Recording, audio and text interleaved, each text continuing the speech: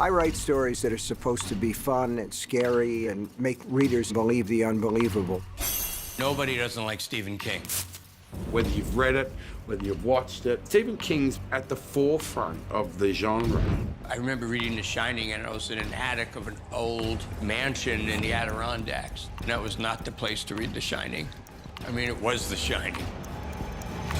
I told Stephen I wouldn't buy a house once because the number was 217, and that's the number of the room in The Shining that you don't go into. Just a single, man. Come and see me.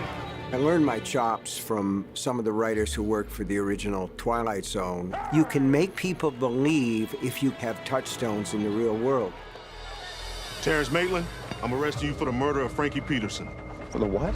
Then you introduce the element of the supernatural. Your prints are all over the van, crime scene, but TV footage puts you 60 miles away.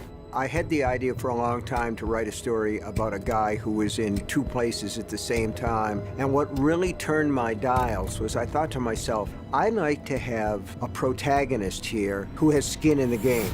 I only have one question for you. Did you ever touch my kid?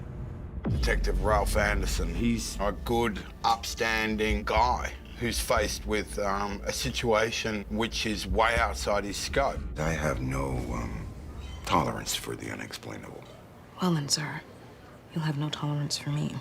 Holly is one of the most interesting characters in my entire lexicon. She is a private investigator, but she's ever so slightly off.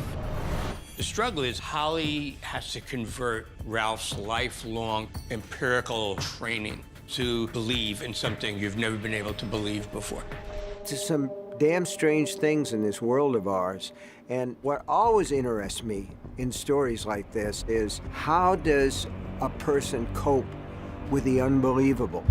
If he has a message he wants to give me, he can give it to me himself. I don't think you want that.